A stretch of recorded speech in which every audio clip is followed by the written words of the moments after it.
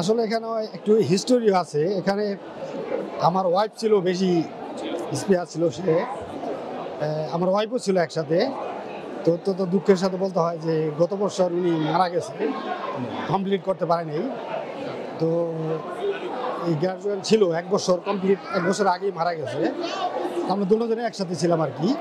তা আজকে গ্র্যাজুয়েশন নিয়েছি আনন্দ, কিন্তু উনি নাই। এটা খুবই মর্মাহত। তো এই জন্য মেয়ের নিয়ে আসছি। তো উনি ছিল আমার স্পিয়া, আমার ওয়াইফ ছিল। আমরা খুবই দুঃখিত আপনার এই খবরটা শুনে। বাবা এবং মেয়েকে পেয়েছি। আপনারা শুনেছেন একটা করুণ বিষয় এখানে আছে। ভাইয়ার স্ত্রী মারা গিয়েছেন 1 বছর আগে। আমরা ওনার আত্মার মাগফিরাত কামনা করি এবং একই সময়ে ওনারা দুজনেই কিন্তু এখানে ভর্তি হয়েছে এবং আজকে তিনি সেই গ্র্যাজুয়েশন সেরেমনিতে এসেছেন। ওনার মেয়ে ওনার সাথে এসেছেন। আমি একটু জিজ্ঞেস করতে চাই, অনেক দুঃখের মধ্যে অনেক অনেক খুশি থাকে।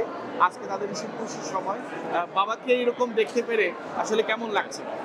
অনেক খুশি হয়েছি বাবার জন্য, হ্যাপি হয়েছি, মানে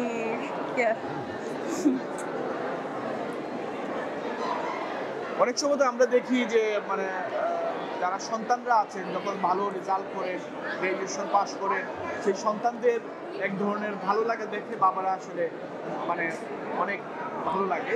আজকে মানে you watching your father achieving this graduation ceremony, so I mean, how much do you get the inspiration from your dad?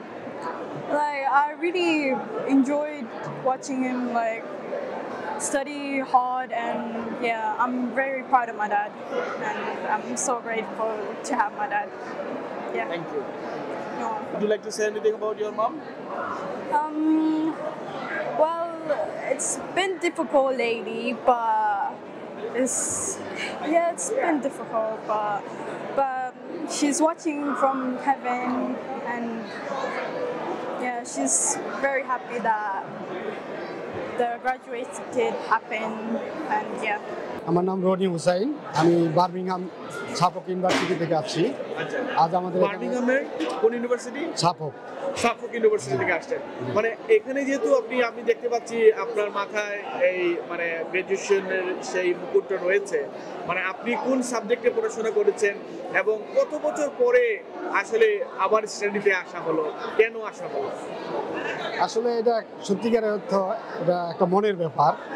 আর এদেশে যেহেতু একটা অপরচুনিটি আছে আমাদের জন্য, যেহেতু পুরোটা আমরা কমপ্লিট করতে পারিনি বাংলাদেশে থেকে, এই কমপ্লিট করার আগেই বাংলাদেশে থেকে চলে আসছি হয়তো। তো এখানে আসার পরে যখন ইউনিভার্সিটিতে সুযোগ পেলাম, তো অ্যাডমিশন নিলাম। সাবজেক্ট ছিল আপনার বিজনেস ম্যানেজমেন্টের উপরে।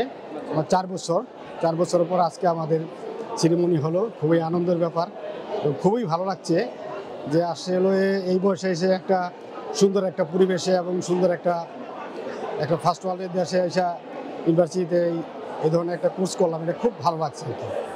আপনার ভবিষ্যৎ পরিকল্পনা কি? চেষ্টা করবো, হয়তো বিজনেসের যেহেতু ম্যানেজমেন্ট দিছি, বিজনেসের ব্যাপারে খুব একটা ইন্টারেস্ট আছে, এই জন্য আর কি নেওয়া হয়েছে আর কি এই সাবজেক্ট আর কি। মানে এই সময়ে আপনি যে এসে পড়াশোনা করেছেন এবং কাজও করেছেন, সেক্ষেত্রে কি মানে কখনো মনে হয়নি আমি এই পড়াশোনাটা করে আমার কি লাভ হবে, এই ধরনের কোনো ধরনের ফিলিংস কাজ করেছে, নাকি খুব উৎসাহী ছিলেন আপনি এবং কেন উৎসাহী ছিলেন?